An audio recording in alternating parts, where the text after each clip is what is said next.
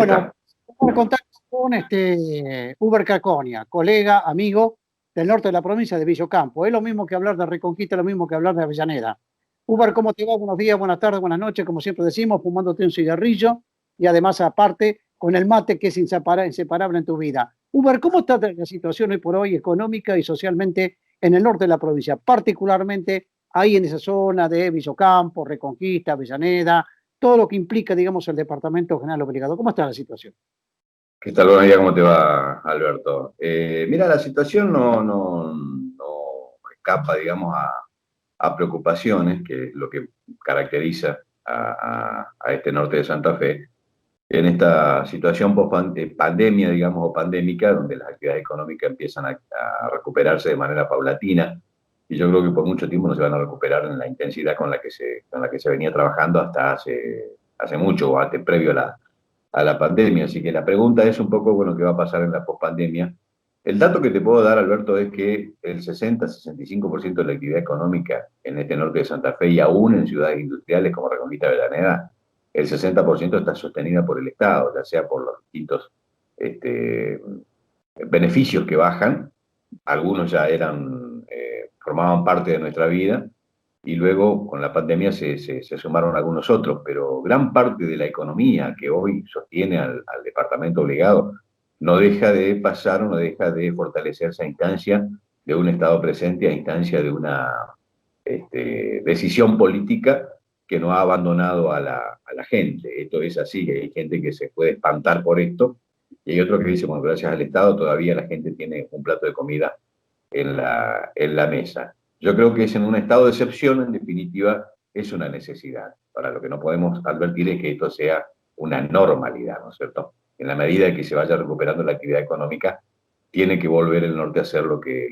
era previamente y bueno, olvidarnos de este momento y de esta particularidad que nos comprende a todos y particularmente en el norte de Santa Fe, que son lugares pobres, subdesarrollados, donde evidentemente la cosa siempre es un poco más grave, ¿no?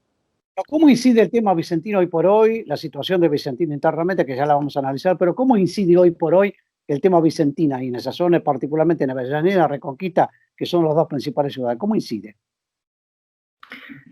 Mira, la incidencia económica de Vicentín en el norte de Santa Fe en los últimos años ha ido aminorando significativamente, porque sabemos que la gran empresa que fue Vicentín para el norte y particularmente para Avellaneda, se fue al sur de la provincia en el 2000 y pico, ¿cierto? Una decisión que tomó la empresa. Y en aquellos años que ha quedado más de 1000 familias en la calle, no hubo gente que salió a manifestarse ni preocuparse por esta situación. Por eso es muy raro toda esa historia, ¿no? En la que hoy sale de los medios de comunicación, defender la empresa. Evidentemente hay gente que siempre ha defendido el directorio de la empresa y que algunas empresas que tienen en el norte de Santa Fe que siguen dando trabajo, por ejemplo, el frigorífico de Vicentín, otras empresas que están generando conflictos de tipo laborales, como por ejemplo la algodonera, donde no hay una disposición ni preocupación del arco político de solucionar el problema de esa gente. Es más, ha sido, creo que el último conflicto laboral que ha tenido el norte de Santa Fe, que más persecución policial y judicial ha tenido. Si ustedes han seguido las informaciones que fueron dando la última semana, es escalofriante. La forma con que esa gente ha sido apretada. Le han mandado un par de señores de la justicia diciendo que venían a mediar. Y la mediación es, retírense de la calle porque están molestando, están cometiendo un delito. Nadie le preguntó cuál era la contraparte de esa orden, si es que estábamos hablando de una mediación. Mandaron un señor, señores, se presentaron como fiscales, yo no lo conozco, a apretarlos directamente que se manden a mudar. El propio senador había denunciado que la orden que bajaba desde Fiscalía para que repriman a la policía se había enojado porque la policía no había hecho caso a esa represión.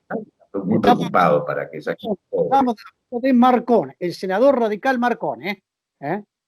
Exactamente, exactamente, exactamente. Esas son las particularidades que acompañan a esta situación. Y por Bonos, lo demás, perdón. te pagan con bonos, Uber, ¿eh? Peor que la forestal, ¿eh? Esta es la imagen hoy por hoy económica, social y productiva de Vicentín, que te paga con bonos, ¿eh? Que te paga con bonos, que te reprime concretamente. Una cosita, cuando hablas del arco político, ¿está incluido toda la política peronista, radicales, socialistas, macristas, etcétera, etcétera? Mira, los más evidentes son naturalmente el señor que acabaste de nombrar y el intendente de la ciudad de Avellaneda. El resto mantiene una prudencial distancia respecto de esto y no hay casi pronunciamientos, no hay casi pronunciamientos. Eso también dice algo, o sea, mantenerse a instancia de la distancia, de la prudencia, yo creo que no es momento para ser prudente, hay momento para pronunciarse. Quien se mantiene lejos del problema, siendo poder, también te está diciendo algo. Eso está claro. Ahora, lo de Escarpín es paripatético, ¿no? Un señor que ha salido decididamente a defender los intereses de la empresa, que se pusieron muy nerviosos cuando el gobierno de la nación sale a anunciar la intervención de la empresa. Pero lo paradójico de esto, Alberto, es que se pusieron mucho más nerviosos cuando el presidente de la nación retira o se retira como parte de la negociación. Dice, ¿cómo puede ser? ¿Cómo puede ser que la intervención del Estado los pone nerviosos, pero cuando se va al Estado se ponen aún más nerviosos y hasta no hace poco salió a pedirla de vuelta que vuelva al Estado, que sea parte de la negociación? Y yo creo que desde un análisis suspicaz es hasta casi entendible, ¿no? Yo no puedo entender de que un intendente, Alberto, un intendente, hijo de un político que viene defendiendo una prosapia política, esté cometiendo los actos suicidas en el orden político que está cometiendo Escarpín. La pregunta y la respuesta que me doy frente a esto es que no lo hace por pertenencias partidarias y pertenencias ideológicas. Cuando se te retira el Estado, que vos ya no tenés con quién negociar, porque lo que se estaba negociando era impunidad, lo que tenés miedo es que la justicia aparezca y empiece a tirar del hilito. Ese es el problema. Pues ya no se puede explicar de que gente esté haciendo estos papelones, sacando gente a la calle para defender a delincuentes. El señor que es el presidente del comité COVID de su propia localidad, la última marcha no es que se infectó en la marcha, ya estaba infectado y anduvo contagiando gente, y hoy tiene toda la familia contagiada por COVID. Entonces alguien me preguntará, ¿y cómo un intendente puede hacer tamaños mamarrachos? Ningún intendente que llegue a una ciudad y que ocupe el lugar en una municipalidad como la Avellaneda es fruto de la improvisación, Alberto, y es fruto de la ingenuidad. O sea, alguna preparación tenés que tener. Esa preparación no responde a las tonterías que hace este muchacho y a las tonterías que dice este muchacho. Con lo cual, reitero, no creo que esta gente lo que defienda son pertenencias partidarias o ideológicas. Lo que está defendiendo son cosas mucho más peligrosas. Bueno, ¿me aguardás un minuto? No cortemos la comunicación. Tomate un mate, dale una seca, como le decíamos nosotros los fumadores, ¿sí? Y continuamos hablando, ¿eh? Dale con el mate, dale con el mate.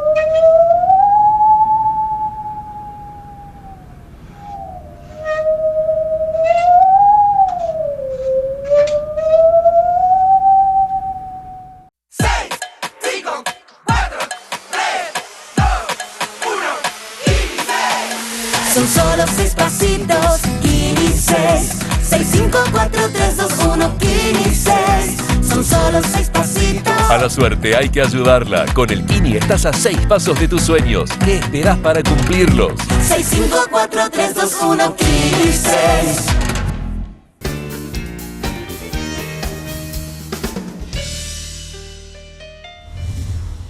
Bueno, seguimos hablando con el colega Uber Craconia de Villocampo. Tema Vicentín. En los últimos días han ocurrido también una serie de novedades a nivel de la justicia.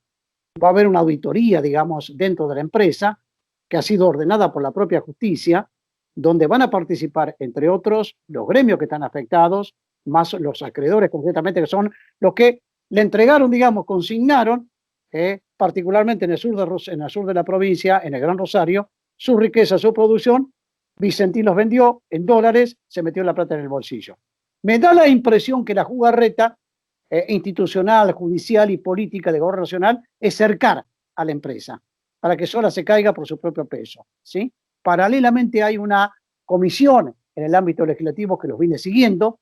De Vicentín responden que tienen dinero, digamos, concretamente, partidas dinerarias para solventar, digamos, la actividad productiva y salarial de los trabajadores hasta abril del próximo año. ¿Cómo lo ven a ustedes a todo esto, Uber, sin entrar en tecnicismos judiciales o institucionales? ¿Cómo lo ven ustedes desde el norte de la provincia? Sí, claro. La parte del tecnicismo judicial no la tengo, no soy abogado tampoco, pero uno lee las informaciones y evidentemente todos los días hay una información que dice se inhibió tal cuenta, se decidió avanzar sobre el particular, y uno tiene la impresión, Alberto, que que la empresa al quedar sola y a tener que hacerse cargo como corresponde de este desastre que dejó, va a tener que responder con sus bienes y demás. Vicentín ha tomado créditos por una cantidad enorme, significativa de dólares. No creo que, además de eso, dejó de pagarle a los productores, porque es doble la estafa acá, es doble la estafa. O sea, se ha pedido crédito por un lado, por el otro lado se dejó de pagar básicamente a la materia prima, a quienes le entregaban la materia prima. Ya no estamos hablando de 1.300 millones de dólares, estamos hablando de mucho más plata. Con lo cual no creo que Vicentín en este momento pueda hacer cargo, hacer frente a tamaña deuda. Por lo otro, uno entiende que esta gente ha sacado todos esos dólares, miles de millones de pesos de dólares, lo ha sacado, lo están depositados en alguna cuenta bancaria o muchas cuentas bancarias en el exterior, en algún paraíso fiscal. Yo te decía en el bloque anterior de que el Estado ha retirado la posibilidad de poder hacerse cargo de Vicentín, con lo cual, digamos, lo que podía amortiguar algún golpe duro sobre la empresa en el afán de no dejarla caer, podría ir, digamos, por el camino de una suerte de protección o de salvataje. Hoy el Estado se ha retirado, con lo cual la ha dejado absolutamente vulnerable y va a tener que responder a toda la requisitoria legal. La requisitoria legal es, bueno, a ver qué bienes hay para pagarlo, las deudas cuantiosas que han quedado, con lo cual uno presupone que Vicentín en breve y en algún tiempo no muy lejano va a desaparecer como tal, porque van a tener que pagar las deudas, que son cuantiosas. Yo no sé si le va a alcanzar esa cantidad de capital que hoy tiene todavía Vicentín, la Vicentín residual, podríamos decir, para pagar tamaña cantidad de deuda. Bueno, tendrán que responder frente a la justicia, como en otras tantas oportunidades que no lo hicieron, porque sale el Estado a hacerse cargo de su deuda, como lo han hecho con Onganía, lo han hecho con Cavallo, lo han hecho en el 82, la deuda externa, lo han hecho siempre. Bueno, esta vez le ha salido mal. Después de 70 años, una jugada de Vicentín le ha salido mal. Sí, yo lo que te digo, Uber, al respecto, es que me parece que la jugada, insisto por parte de este gobierno nacional, es dejarlo solo. Arreglate, ¿sí? Arreglate y paga. Pero me da la impresión que ese grupo empresario no lo van a dejar caer, no lo van a dejar caer. Es muy importante para el país, es muy importante para la producción, y de alguna forma lo van a tratar de levantar nuevamente, quizá después de recuperarlo, ponerlo a la venta, pero con los Vicentinos afuera. Y que paguen, porque la plata está, vos lo dijiste recién, en cuentas opción. Está acá nomás cerquita, en Paraguay, no en vano fue Macri a Paraguay, que es uno de los grandes responsables de todo esto. No en vano, se sabe que en Brasil hay, que en Uruguay hay cuentas opción. Ahí está la plata. Depende de la fuerza y la posibilidad institucional y judicial del gobierno nacional para recuperar esa plata y que vayan en cana a los responsables. ¿Cuál es el temor que tienen ustedes concretamente, Uber? ¿Cómo? ¿Cuál es el temor que tienen ustedes respecto de la suerte de Vicentín? ¿Temor que tienen? Del norte, nosotros no tenemos temor, muy por el contrario. Esta gran empresa que financiaba campañas a gobernadores y que establecía pautas políticas, básicamente sobre la obra pública y demás, en gran parte de la provincia, que llevaba carpetas a los distintos gobernadores y desde ahí se aprobaba. En general siempre se terminaba asfaltando rutas que pavimentaban los campos de esta gente, ¿no es cierto? A ver, en un panorama provincial, uno dice la empresa Vicentín es una gran empresa de la provincia de Santa Fe que generaba divisas, entre comillas, para el Estado. Algo seguramente el Estado cobraba. Ahora, lo que facturaba la provincia, Vicentín particularmente, tiene muy poco de social, muy poco de social. Es un poder que se ha utilizado para defender los intereses de una mesa cuyo directorio responden a sus propios intereses. Y para el norte de Santa Fe particularmente, acá le debemos que los 3 puertos, por ejemplo, de aguas profundas que tenemos en el norte, no sea parte de una agenda considerada en el orden de la obra pública, justamente porque a Vicentino le importaba. Las rutas transversales a Vicentino les importó y bajó el pulgar las veces que fuimos a pedir. O sea, de la providencial, te diría, subdesarrollado que tenemos, características y particularidades del subdesarrollado que tenemos en el norte de Santa Fe, pobreza, no me salió el término, que tenemos en el norte de Santa Fe, se lo debemos a una agenda política que ha negado permanentemente y se lo debemos a estos señores.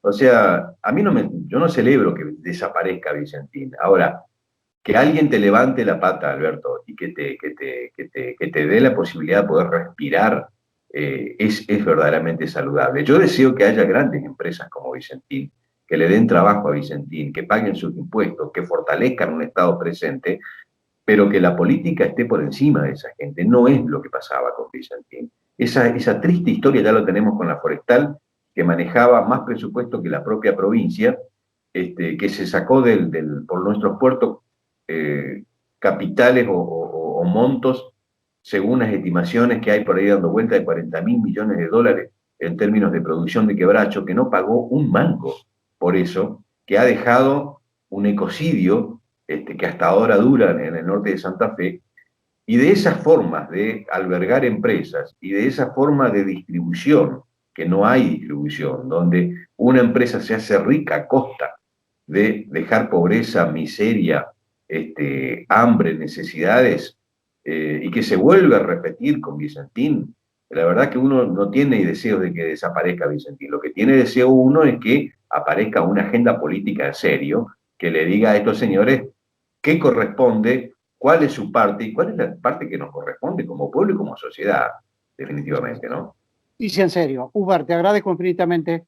Un abrazo como siempre, querido amigo, querido colega del norte de Santa Fe. Es muy difícil encontrar en el norte de la provincia voces como la tuya, te lo digo sinceramente, muy pero muy difícil. No quiero hacer periodismo de periodista, cada uno sabe dónde le aprieta el horno del zapato y cada uno sabe lo que hará en el futuro respecto a este tema. Seguramente que más de uno se va a prender al carro de triunfador. Allá ellos. Abrazo, Uber. Un abrazo. Igualmente para vos, gracias.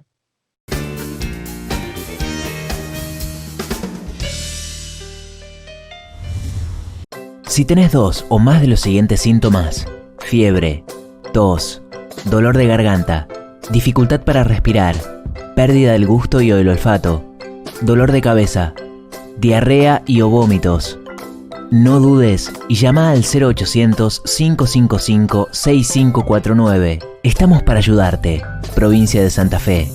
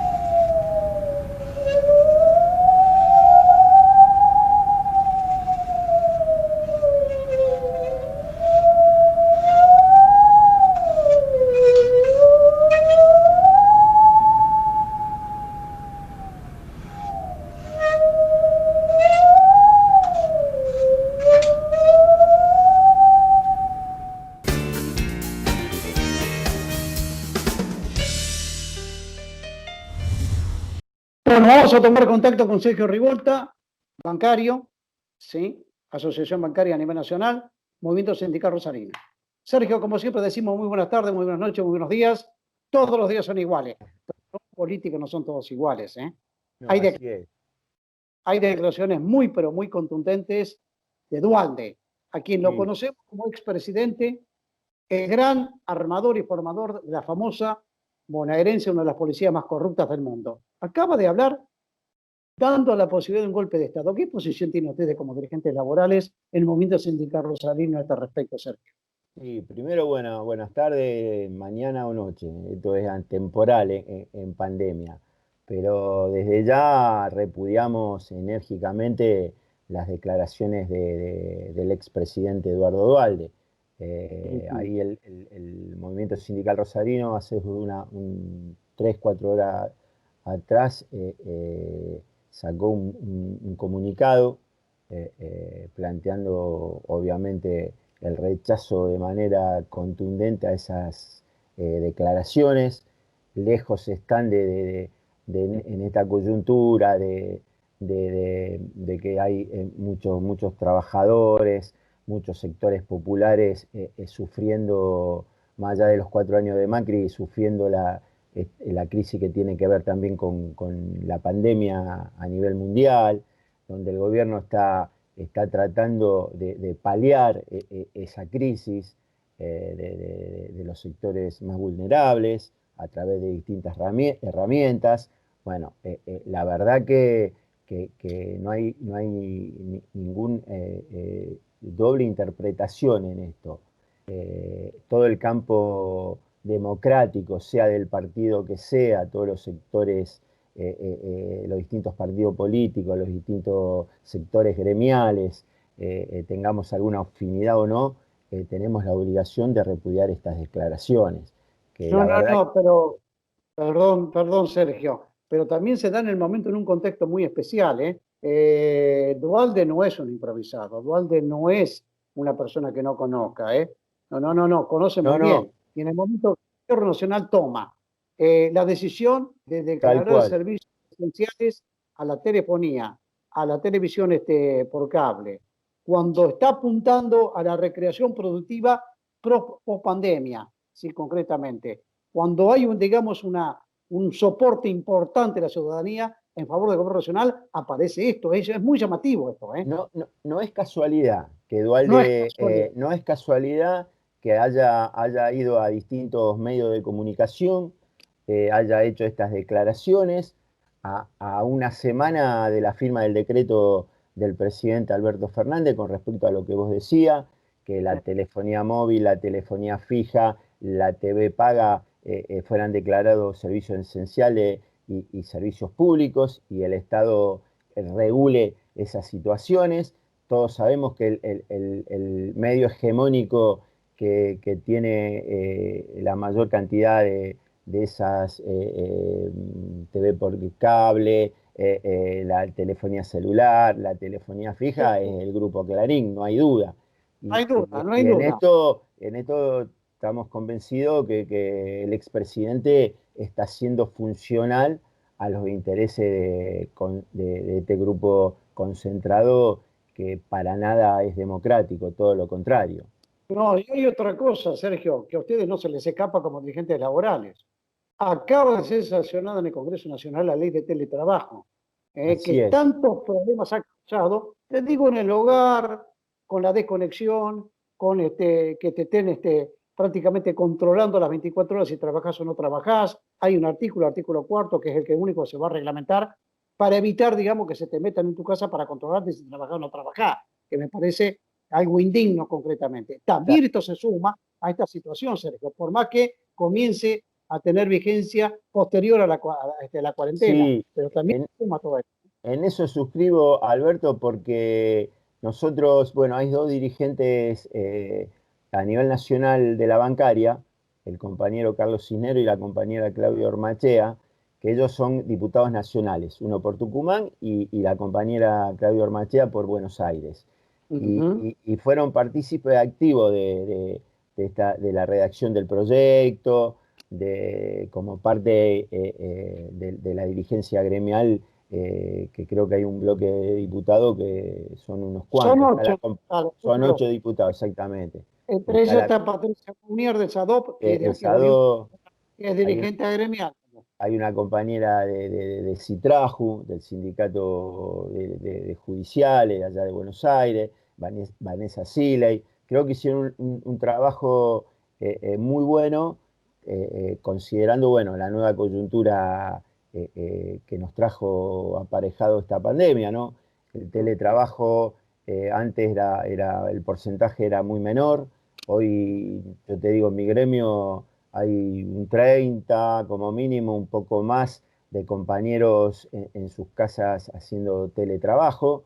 Por lo tanto, era fundamental que se regulara, que se legislara y que garantizara los derechos de los trabajadores, así sea trabajando en su casa. Y que no se negreara a los trabajadores, que no se los esclavizara, porque yo lo veo con familiares y seres queridos míos cercanos, las 24 horas tienen, che, te llamo, che, no te llamo, che, tenemos una reunión por Zoom. Nunca hay descanso permanentemente, ¿eh? No, Nunca hay descanso. Sergio, sí, no, te decía que está claro que con la nueva ley tenés derecho a la desconexión, tenés derecho a tener minutos para almorzar, para merendar, según el horario que tengas. Eso está claro que, bueno, que los compañeros y es más, los que trabajaban en la oficina y hoy están en teletrabajo, con esta ley van a tener posibilidad de si quieren de volver a la retornar. oficina, exactamente. No, Exactamente. no. Además, concretamente, no te quita, digamos, la ligación, digamos, el vínculo gremial con la asociación que te representa en este momento gremial y sindicalmente. Sergio, a ver, hablando de los bancarios, ¿cómo están trabajando? Yo sé que ustedes son muy serios en esta materia respecto a los protocolos COVID para protección del trabajador bancario hoy por hoy. Mira, Alberto, lo que es, nosotros estamos en la seccional Rosario. Yo soy el Sí, secretario junto de la seccional Rosario. sí. Hoy, bueno, Sí. no solo Rosario, sino Santa Fe, hay una circulación comunitaria muy importante. En Rosario, Sí. fundamentalmente. Y bueno, hoy los bancos, y eso lo estamos garantizando nosotros también a través de los comités mixtos de higiene y seguridad en cada banco, están cumpliendo con los protocolos. Los protocolos de mamparas, los protocolos de tomar la temperatura al ingresar, los protocolos de limpiar constantemente los escritorios, las oficinas, digo, y eso ayuda porque, bueno, los bancos están atendiendo por turno. En ese sentido, la bancaria está garantizando que los protocolos sanitarios se cumplan dentro de las instituciones. Fíjense ustedes, para aquellos que no conocen, la ley que creó los comités de higiene, de higiene y protección sanitaria, ¿sí?, en la provincia de Santa Fe para el trabajador, que es un comité mixto que integran trabajadores, delegados, Tal cual. dirigentes, ¿sí?, y además la parte empresaria y además los asesores de ambas partes. Lo importante que es, la misma situación que ustedes me plantean, me lo planteaba la gente de la UOR. ¿Cómo funcionan estos comités mixtos? En las diversas empresas para protección del trabajador. Me parece muy, pero muy bueno esto, que en su momento, cuando fue sancionada, en la época de Reutemann, fueron durísimamente cuestionadas esta ley. La querían derogar, pedir... Inclusive, Alberto, la ley original no le daba participación a los delegados de cada empresa. Hoy, bueno, los integrantes del comité, por lo menos en nuestro gremio, que es el que más conozco, todos los integrantes del comité por la parte de los trabajadores son delegados de comisiones internas. Así que en ese sentido se garantiza fundamentalmente la protección de la salud de los compañeros. Sergio, yo te agradezco infinitamente, me sumo a tus palabras y a la declaración del Movimiento Sindical Rosarino. Soy un trabajador más, Nosotros los periodistas somos trabajadores, Nos Sí, consideramos tal trabajadores. cual. Yo me sumo a las declaraciones de ustedes, las hago suyas en este caso, repudiando todo tipo de oportunismo, de improvisación, de advertencia, como puede ser los Dualde y compañía, de un posible golpe de Estado. Lo hemos sufrido, mamita mía, 30.000 desaparecidos en la Sí, República Alberto, Argentina. Y hoy, cuando las Fuerzas Armadas están cumpliendo un rol social, están en el conurbano trabajando con olla, llevándole comida a la gente, digo, hay dotaciones por ahí colaborando para combatir el fuego en las islas, en Córdoba. Digo, hoy la Fuerza Armada tiene un rol que tiene que ver mucho más con el acercamiento al pueblo, que lejos está de plantear un golpe de Estado como lo plantea Duhalde. Esto no es casualidad, es No es una cuestión política, tal Es cual. una cuestión política, ¿eh? Y está por detrás de la embajada, para que quiera leer, sepa lo que significa la embajada de Estados Unidos en la República Argentina. Así Golpistas, genocidas, gendarmes mundiales, etcétera, etcétera. Lo que nos costó a nosotros en la República Argentina, a no olvidarse, con la dictadura genocida militar, 30.000 desaparecidos. Sí, por eso 30.000. no se puede dejar pasar por alto estas declaraciones del expresidente Duhalde, para nada.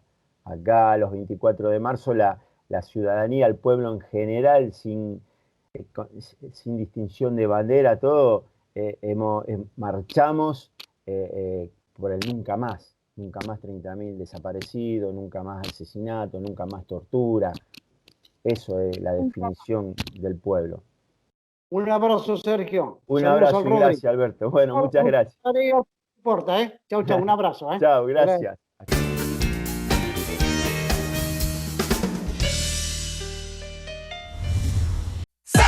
5, 4, 3, 2, 1, son solo 6 pasitos, Kini 6. 6, 5, 4, 3, 2, 1, Kini 6. Son solo 6 pasitos. A la suerte hay que ayudarla. Con el Kini estás a 6 pasos de tus sueños. ¿Qué esperás para cumplirlos? 6, 5, 4, 3, 2, 1, Kini 6.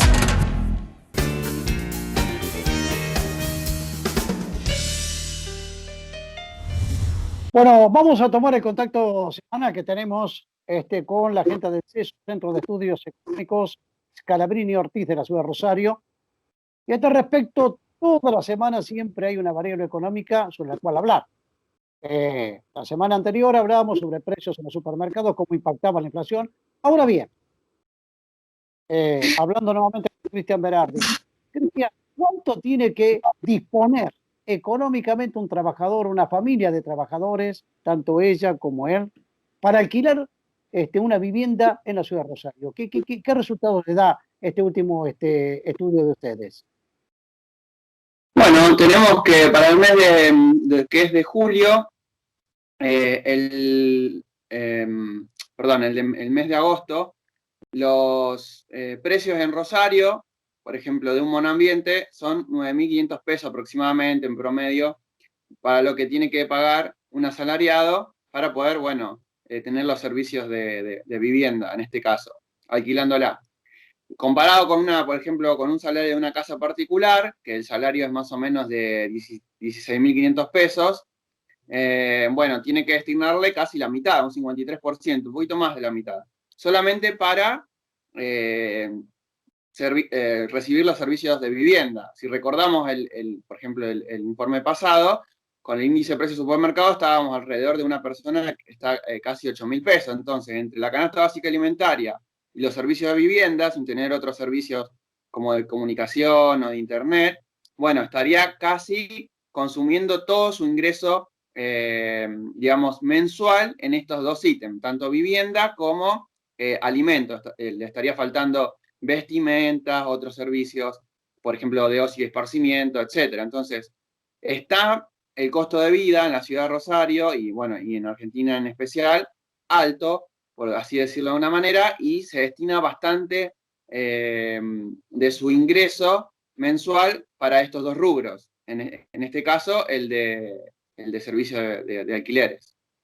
Bueno, Cristian, pero a esto hay que sumarle otro tipo de servicios, por ejemplo, luz, agua, gas, tasas municipales, hipotéticos impuestos fiscales provinciales y nacionales. Hay que sumarle todos estos gastos, tanto a la canasta familiar para comer como para la vivienda. Sí, exacto, hay que sumárselo. Por eso recién te decía que estos son sin tener en cuenta estos costos. Aparte de esto, hay que sumarle, por ejemplo, los costos de lo que son las expensas. Las expensas, a su vez, tienen un impacto en el, digamos, en el salario, no en el salario, sino en el costo de vivir de casi entre un 17 y un 20%, dependiendo, bueno, la zona en este caso. Entonces, acá estamos viendo que un salario de una sola persona es muy probable que no alcance o necesite 2 trabajos o necesariamente, bueno, no llega a consumir estos bienes de alguna manera. Entonces, ¿qué pasa? Con las personas que han perdido su empleo y solamente queda a cargo un jefe o jefa de hogar, bueno, es más complicado que si los dos tienen trabajo, obviamente, ¿no? O sea que prácticamente viven para los gastos que se denominan, digamos, en la manutención de una familia. Comer, pagar servicios, pagar alquiler, es muy doloroso hoy por hoy. Están ahí prácticamente al límite. Ni siquiera pueden salir a la esquina para mirar si no llueve. Todo eso. No hablar de recreación, no hablar de vacaciones, no hablar absolutamente de nada, solamente para vivir. Exacto, solamente para vivir y dependiendo de que en este caso estás viviendo en un monoambiente. Ahora, si la familia se expande, como en todos lados, como es natural, se van ingresando nuevos integrantes a la familia, digamos, bueno, y hay que pasar de un monoambiente a un departamento de 2 ambientes, bueno, ya estamos hablando de valores entre 11.500 y 14.000 también dependiendo de la zona. Entonces, acá ya se destina muchísimo más ingreso proporcionalmente, ¿no? De lo que es un salario mensual, tanto para, por ejemplo, para una empleada particular o, en este caso, para lo que es un salario promedio, que es aproximadamente en Argentina, estamos en 25.000 pesos. O sea, ahí sí tiene un poquito más de, digamos, de poder de bolsillo, por así decirlo de alguna manera. Pero también se está destinando casi la mitad de lo que es solamente servicios de vivienda. Tengamos en cuenta que con el último informe nosotros estamos analizando que la mediana de los servicios ofertados, bueno, para los monoambientes aumentó un 46% en lo que es un año, y en los de 2 dormitorios, 53%. Entonces, estamos más o menos promediando de alguna manera lo que es la inflación a nivel nacional, que está alrededor del 54%, para resumirlo de alguna manera. También depende de la zona, Gran Buenos Aires, lo que es el AMBA, la región pampeana, Patagonia, difieren, mejor dicho, de estos aumentos en el índice nacional al consumidor. Pero estamos promediando que la mitad sí del salario se va en servicios de vivienda y la otra mitad casi se estaría yendo en lo que es, por lo menos para una persona, en la canasta básica alimentaria. Hay que sumarle las despensas y luego lo que queda para servicios de ocio, vestimenta, esparcimiento, etc. Ahora los chicos que están prácticamente aislados, como el resto de la población, chicos y chicas, quizá no tienen un gasto tan grande en recreación, porque los chicos se insuman como corresponde, les gusta vivir, particularmente como jóvenes que son, ¿sí? Es prácticamente imposible vivir entonces. No te digo ni en Rosario, ni en Santa Fe, ni en Córdoba, es prácticamente trabajar para vivir, o vivir para trabajar. Exacto. Exactamente. Ahora, decime, Cristian, respecto al tema alquileres, ¿había salido una normativa a nivel nacional que prohibía todo tipo de incrementos ahora por sí? ¿Se respeta eso en la práctica? ¿Qué ven ustedes?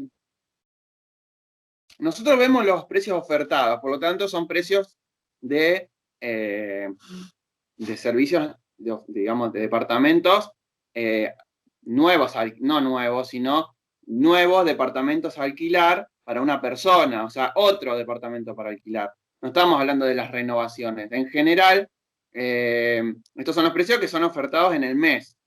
Sí se ha visto, de alguna manera, pero no por este estudio, sino por otros que sí se vienen manteniendo los precios de alguna manera, pero para los alquileres que están en un contrato. Los que no están en un contrato son más difíciles de mantener y sabemos que en toda ciudad hay hay alquileres que no están vía contrato.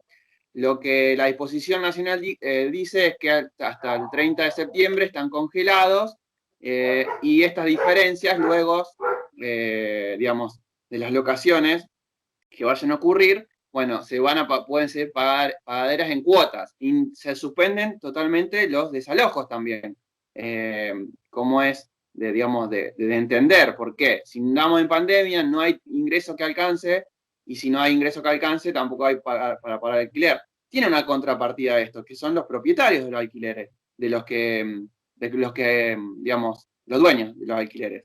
Entonces, por otra parte, no están recibiendo de alguna manera la totalidad, hay algunas, digamos, arreglos que hacen entre locatario y locador, de bueno, pagame la mitad, después la vemos, que es más o menos lo que dice la ley, porque se supone que de las dos partes pierden. El que pierde el trabajo y está alquilando no tiene para pagar, y el que de alguna manera tiene un ingreso y está viviendo un poco de esos ingresos de locador, bueno, también es afectado. Entonces, de alguna manera, obviamente, es más afectado el que tiene un poder de bolsillo, por así decirlo, más bajo, y encima pierde su trabajo. Entonces, de alguna manera esta ley resguarda esos derechos que los que más sufren probablemente sean los que más proporción de su ingreso destinan a estos servicios. Bueno, yo te agradezco. Queda pendiente para los próximos días, para la próxima semana probablemente, un estudio que están haciendo ustedes sobre consumo, que es similar, digamos, en su contenido técnico al que hicieron el mes próximo anterior. Che, no le cobré tan caro el alquiler a la cucha del perrito, o de la perrita. Se enoja siempre. Sí, se nota. Se enoja, se nota. Te agradezco infinitamente, Cristian. Un abrazo para ustedes, para los jóvenes y las jóvenes del CES. Un abrazo. Muchas gracias, Alberto. Saludos.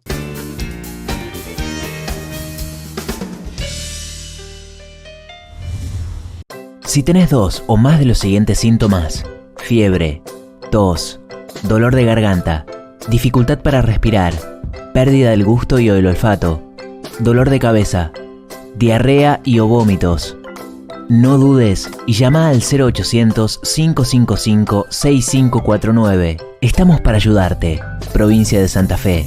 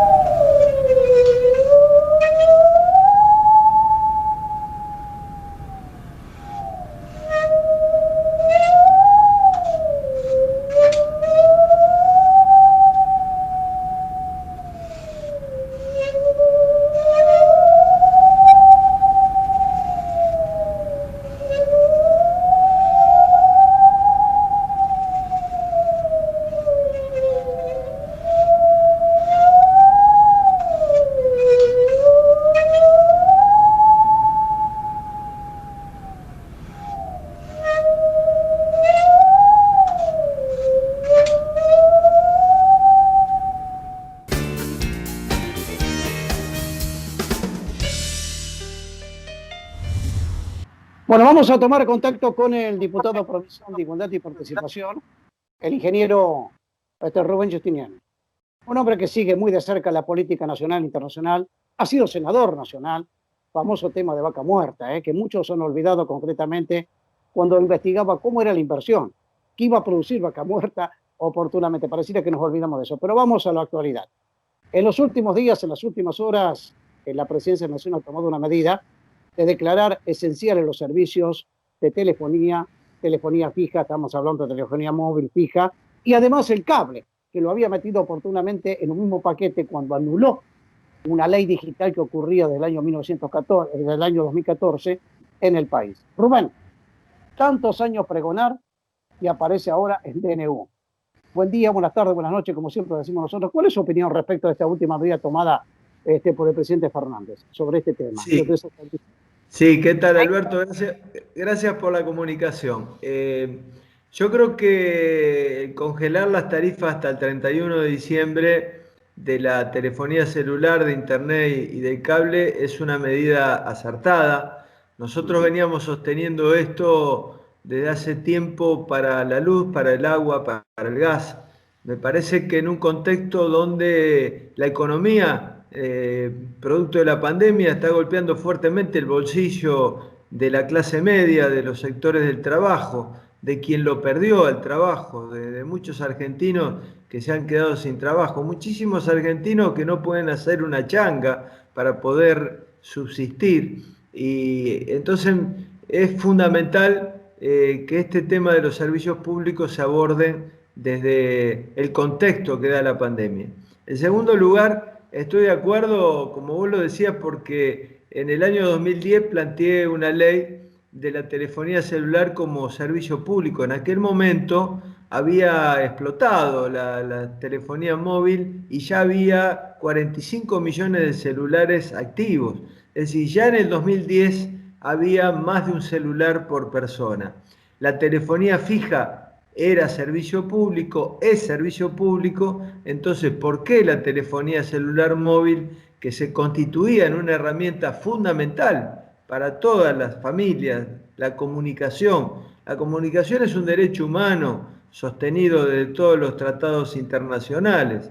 La telefonía móvil en Europa tiene una regulación fuerte, en donde las empresas, cuando no cumplen, se le imponen multas muy importantes.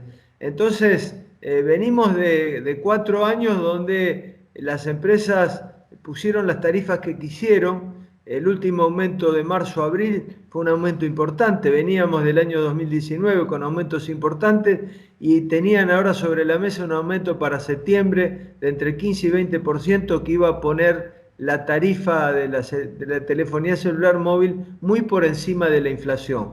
Por lo tanto, creo que es una medida acertada, conveniente, la tiene que tratar el Congreso. Es importante que el Congreso abra un debate. ¿Qué significa que la telefonía celular móvil sea servicio público? Significa que los deberes de las empresas estén claramente establecidos, porque el servicio en la República Argentina es malo y es caro. Y es malo porque no hay inversiones. Se habla de que con este DNU no va a haber inversiones. Yo pregunto, ¿cuáles fueron las inversiones que hicieron en los últimos años cuando pusieron las tarifas que querían? Y el segundo capítulo fundamental es el derecho de los usuarios. Hemos sido castigados por las empresas permanentemente. Cuando quisimos ir a quejarnos a una oficina hemos sido maltratados, humillados. Cuando queremos por teléfono hacer un reclamo no nos atiende una máquina que nunca nos contesta nada, y por lo tanto los derechos de los usuarios tienen que estar también contemplados en lo que se llama una tarifa justa y razonable. Es decir, que la tarifa para un servicio público que se presta de manera monopólica o oligopólica, pues son 3 empresas, nada más que 3 empresas, que se reparten un mercado donde son más de 80 millones hoy de celulares activos. Rubén, en base a un tecnicismo, usted me dice que tiene que ser aprobado por el Congreso, concretamente, pero un DNU no tiene fuerza de ley. Cuando lo aprueba, claro, lo trata primero la bicameral y después por lo menos tiene que aprobarlo una de las 2 cámaras. Y ahí es donde el DNU ya tiene fuerza de ley. Allá está. Bueno, vamos al orden local estrictamente. Usted integra la comisión de Vicentino, seguimiento de Vicentini. No le queda nada por hacer a Vicentini, ¿eh? Han hecho de todo, ¿eh? De no pagarle a los acreedores, de quedarse con la producción y la riqueza de los productores, de tener en vilo prácticamente una franja laboral tan importante que es 7 o 8 mil trabajadores, particularmente ahí en el Gran Rosario, en Puerto General San Martín, donde está el sindicato aceitero. No le queda nada a Vicentín, ¿eh? ¿Cuál es la suerte hoy por hoy de Vicentín? ¿Cuál es el futuro de Vicentín, Rubén? Bueno, nosotros tuvimos desde la comisión de Vicentín que conformamos cuando yo lo convoqué al director del Banco Nación, Claudio Lozano, que integramos todos los bloques políticos de la Cámara. Los convocamos días pasados a los 3 síndicos del concurso. Estuvimos reunidos una reunión virtual con los 3 síndicos, y la situación es preocupante desde el punto de vista que hoy Vicentín no tiene una actividad que era la de molienda en Renova y que era la de exportación de granos. Esa era la principal actividad de Vicentín.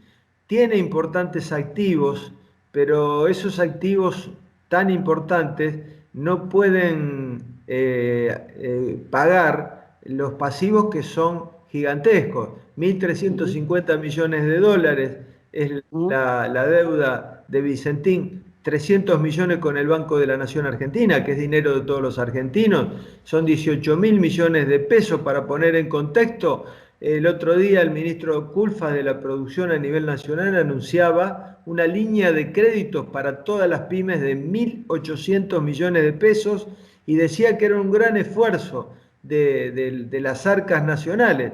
Vicentín sola le debe 10 veces más al Banco Nación que eso. Ahora vamos a tener una reunión mañana con el juez Lorenzini de la causa, que hasta el momento ha venido siempre decidiendo en función de los intereses de la empresa. Por eso rechazó la intervención nacional y por eso tiene todavía que decidir qué va a hacer con el planteo que hizo la IGJ de la provincia de Santa Fe, la Inspección General de Justicia, donde pide también en un escrito muy importante, donde detalla todas las acciones de la empresa con todas sus empresas asociadas y conectadas a nivel nacional, Vicentín Family Group en Uruguay, Vicentín Paraguay, Vicentín España, Nacadia, que es una offshore en Panamá, Nacadia, que es un offshore en Uruguay. Entonces, ¿dónde está el dinero? Porque está comprobado que entre julio y diciembre del año pasado le ingresaron prácticamente 1.000 millones de dólares entre lo que recibió del Banco Nación, entre lo que recibió del pago de Glencore por la venta de las acciones del 16,67% de las acciones de Renova, y en todo lo que le ingresó por los granos que le tomó a todos los productores, que es la gigantesca deuda que tiene con más de 2.000 productores de la provincia de Santa Fe. La última que le hago, cortita, así al pie. Vuelvo al tema de las tarifas.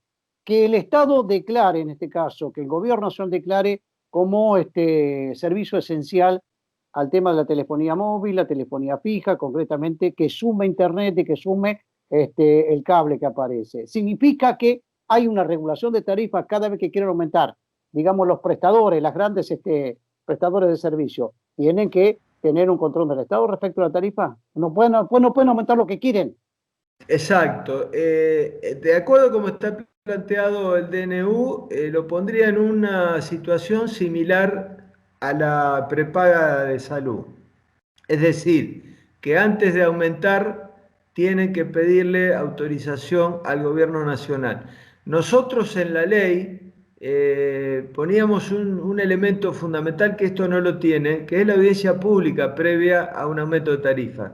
Pero esto no está contemplado en este DNU. Por eso yo creo que lo importante es que se abra un debate interesante y lo importante es que se cuide el bolsillo de la gente. Rubén, le agradezco concretamente como siempre. Un abrazo. Gracias, un saludo.